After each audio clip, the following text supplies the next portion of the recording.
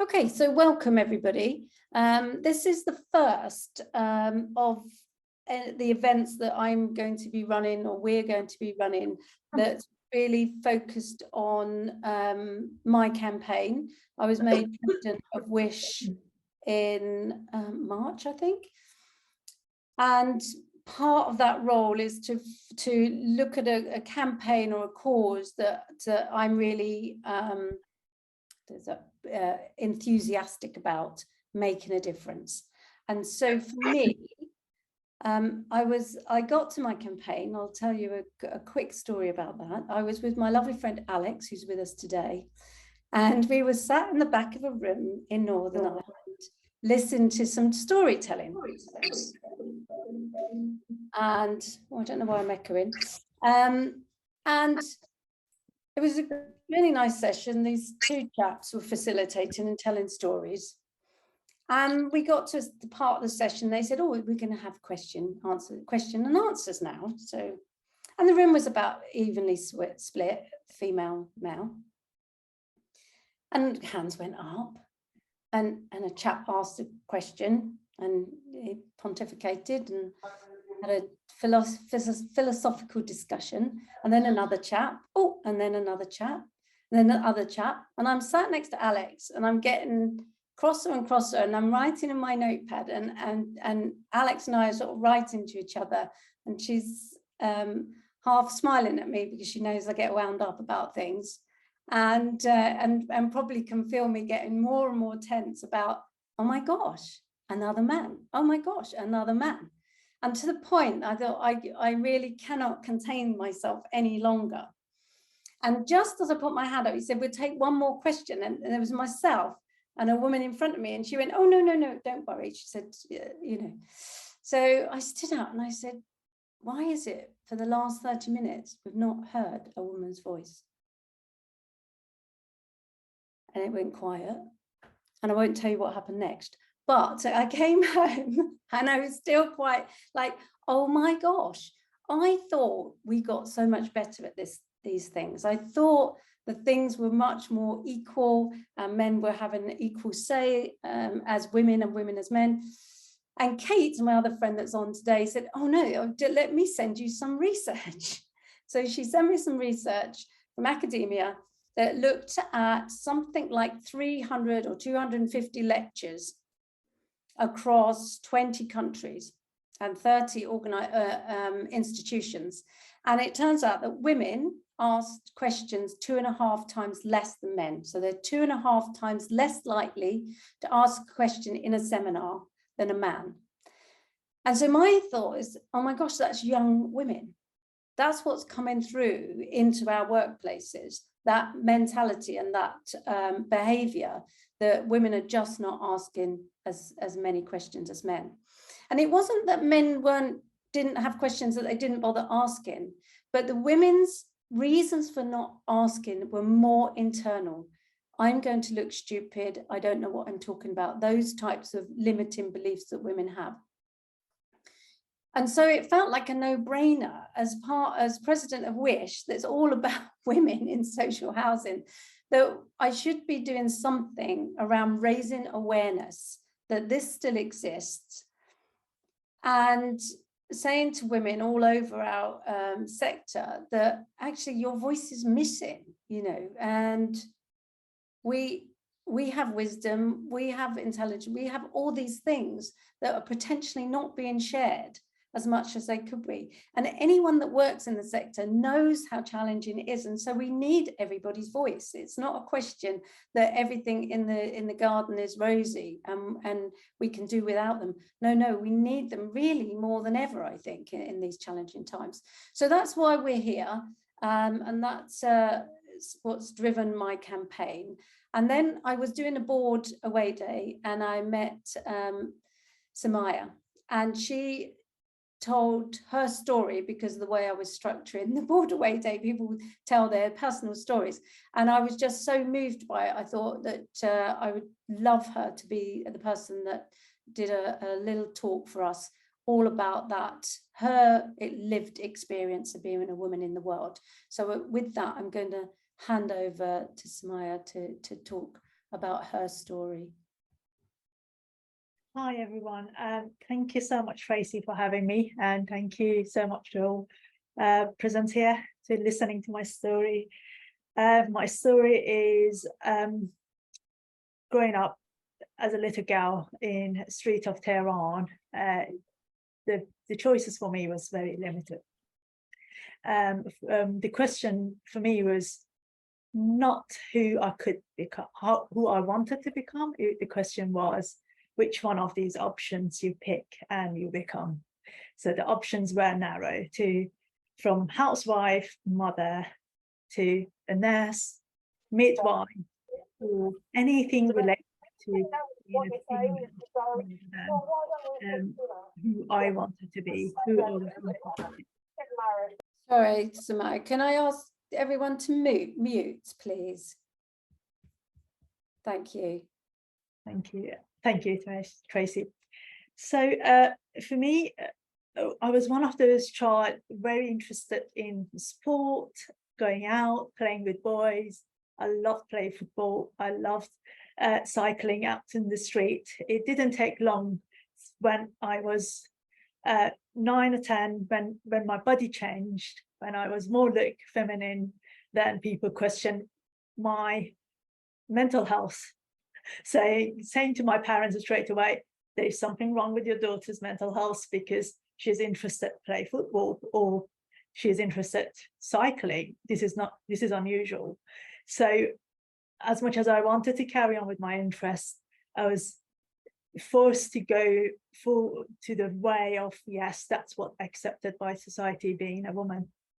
So I was so interested in aircraft design and space and all these things. It was just things that I only read in the magazines. My parents luckily were very open-minded. They provided me with all magazines, things like that. But then option was either I carry on and being a fit woman that accepted in Iranian society, or just immigrate somewhere else and carry on with my career and with my life.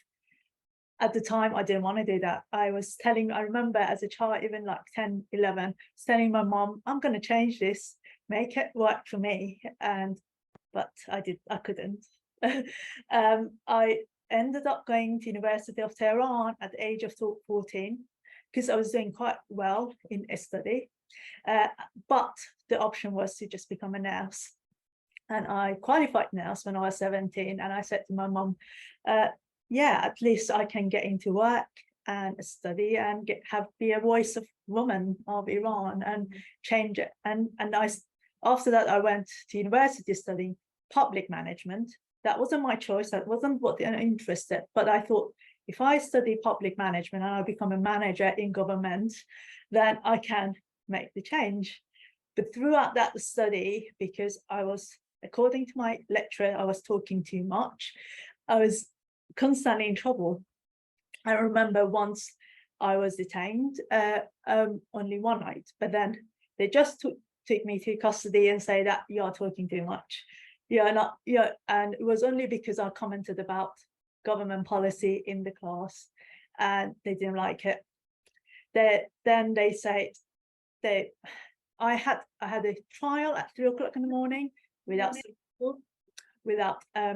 any support. And my parents even didn't know where I was. And the outcome was they expelled me from university.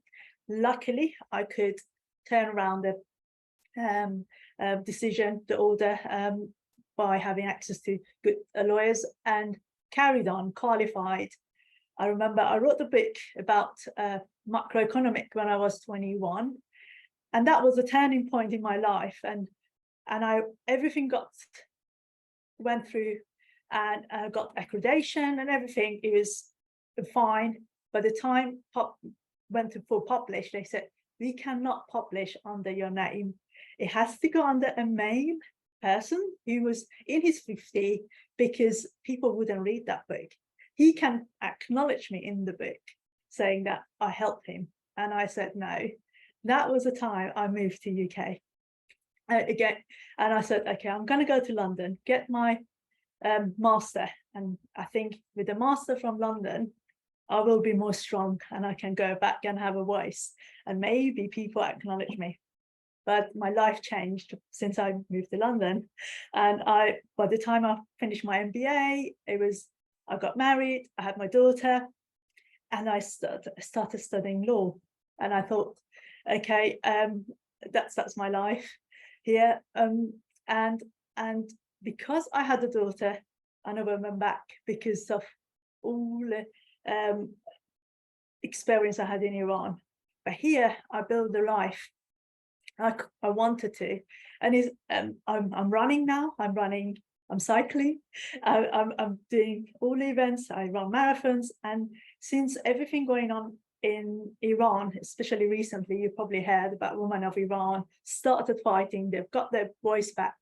I've been doing lots of campaign for them, running London Marathon, and I have Berlin's coming, and Chicago and New York, so to be their voice.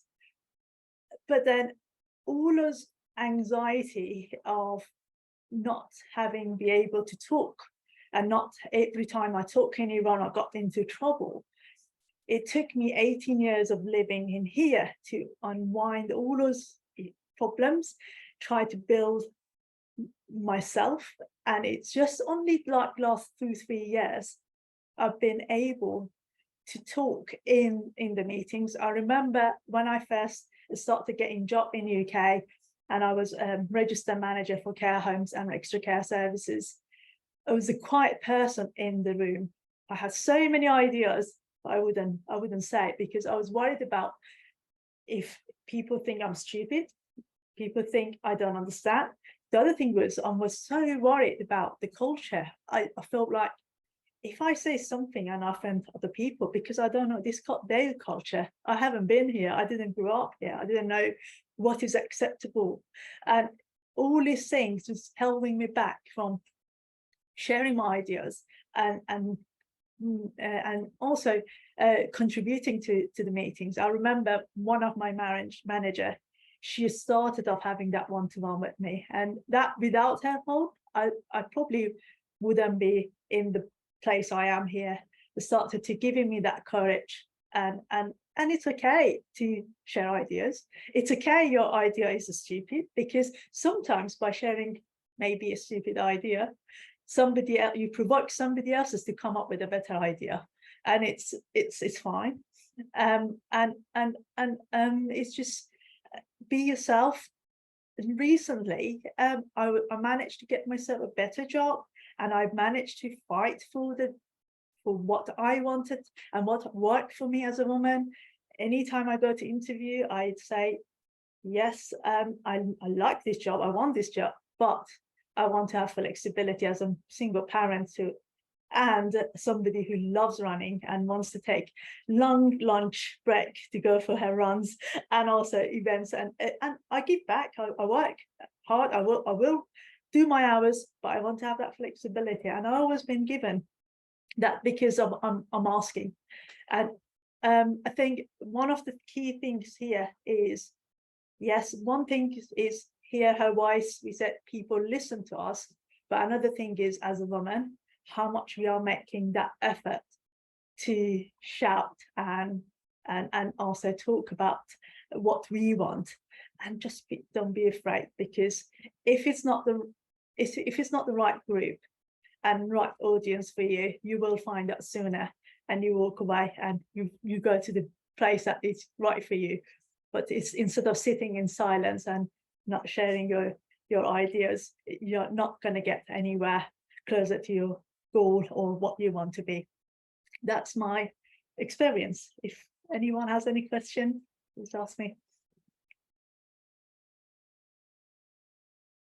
Thanks, Maya. That's really beautiful. Thank you for sharing. You are such an inspiration. So I think that's fantastic. So if people do have questions, should we, I guess it might be nice that if we go into breakout rooms, and if there are any questions that the group have, that we could put a couple of questions to Samaya at when we come out of the breakout rooms, because that gives you a bit of time to think about your lived experience, and then maybe ask Samaya for her opinion or any questions you have. Unless anyone's got an absolute burning question, they say, no, I desperately would like to ask it now.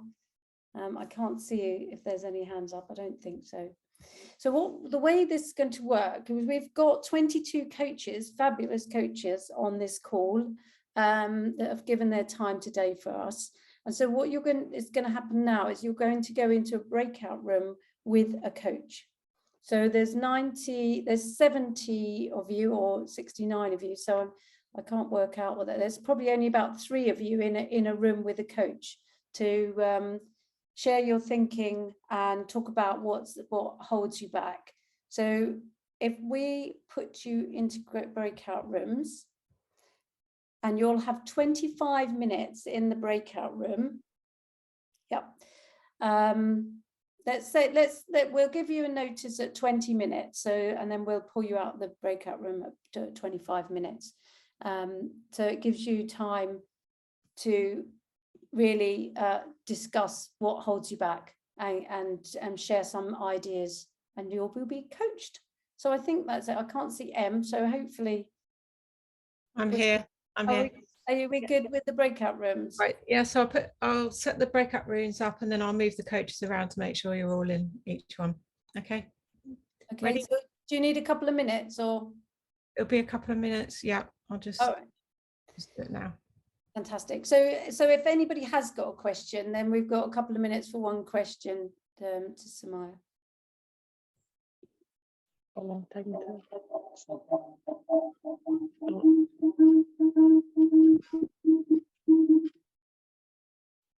Any questions? I mean, my question actually, so I'll ask a question. Oh, that's a question from Kate, Coach Kate. Do you want to ask it, Kate? Sure, I would just love to be able to follow you on your incredible running journey. Okay. And I was just wondering how we can do that, how we can sponsor you, how we can hear how it's all going. I guess I do share a lot of my running on my Instagram page, not on LinkedIn. That's where you can follow me if you want, or happy to share with Tracy or whatever way of I can share. Do you want to put it in the chat? My yes, I can put my Instagram page. Brilliant, thank you. Can I ask a question? Sure. What are the words that she always tells her daughter that profound her journey as much? So, sorry, I didn't catch the first bit. Is it what is my daughter? What are the words that you tell your daughter? You have a daughter. Yes. And you told us that you found that so important to do this journey. What are the most profound words that you always tell her to give her that message? I think we have a very, very strong bond with me and my daughter. We talk a lot, and we talk a lot about Iran. She asks a lot of questions about my background and where things are. One of the things I always tell her to be herself and don't be afraid of, and or don't try to please others or guess what other people want her to be and try to act that way. And I think with that, I have been quite successful, even if she's 10.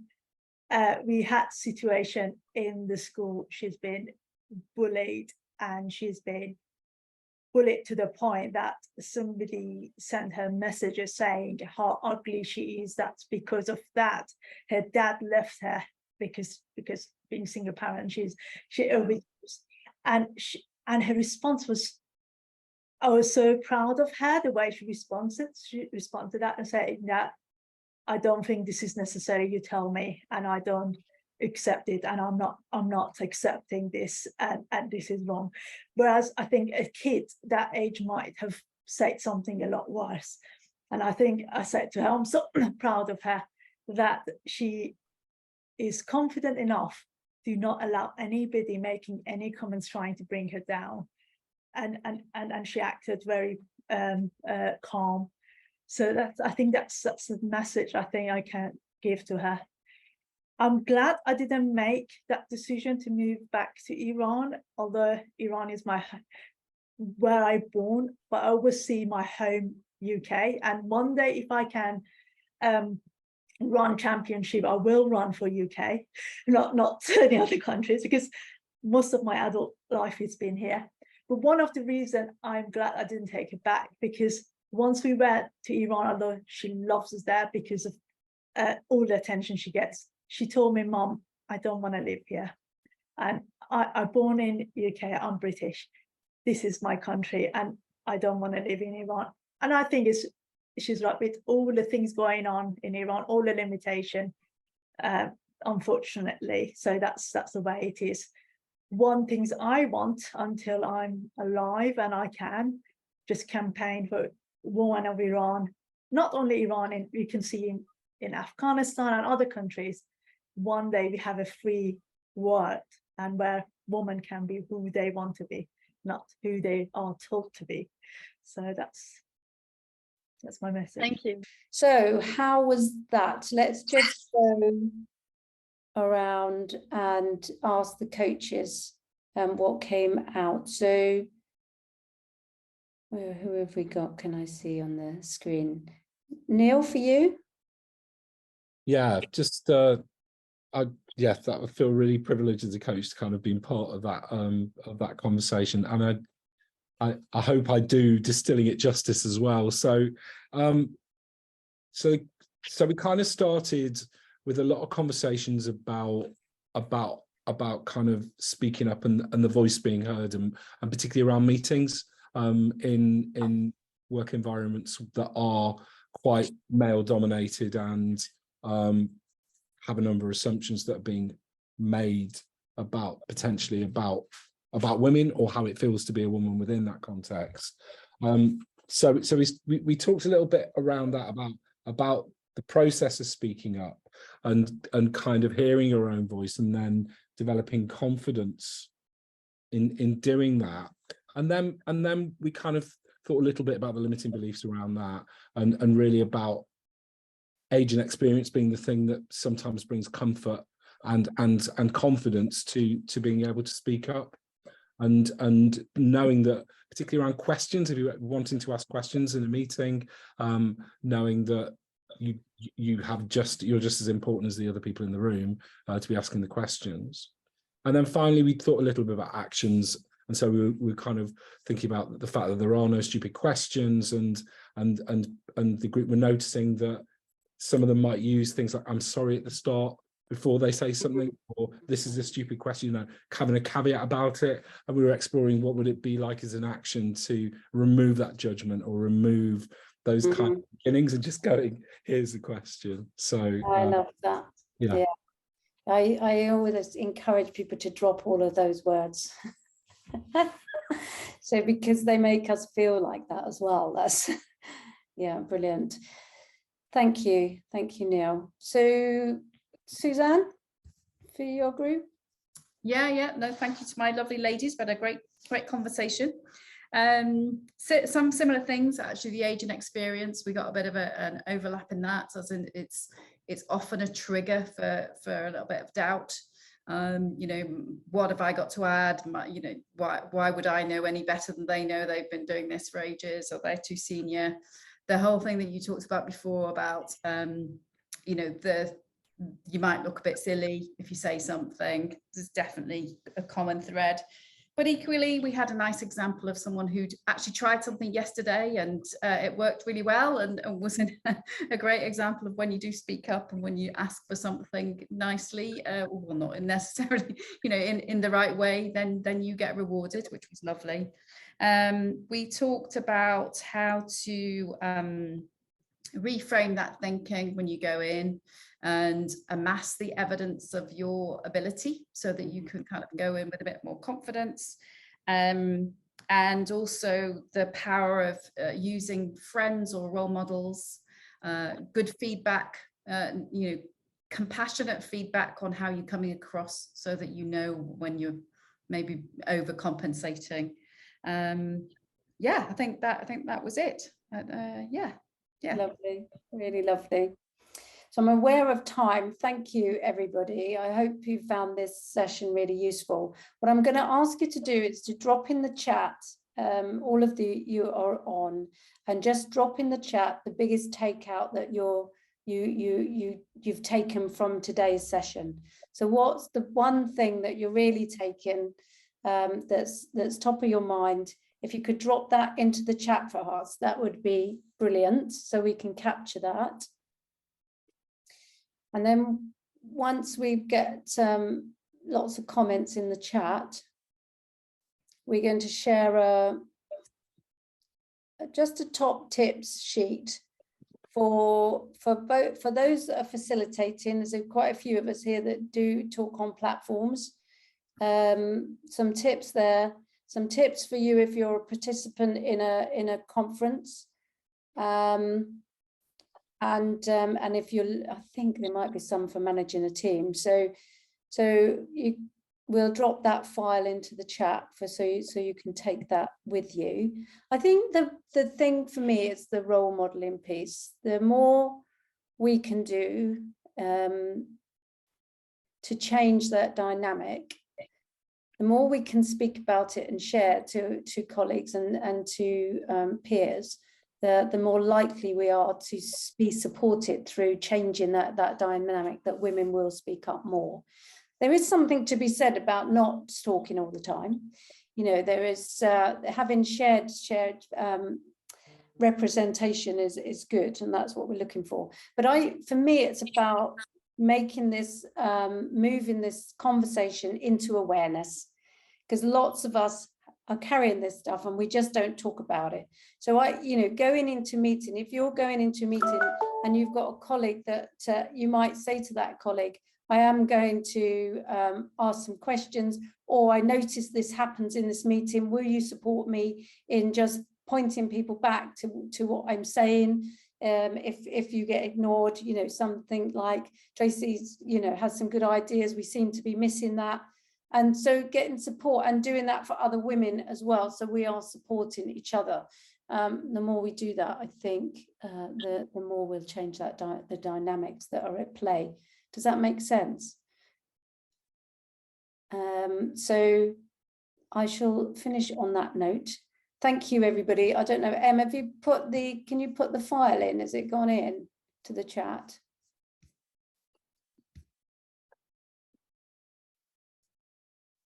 Oh, is she still there? I'm here, sorry.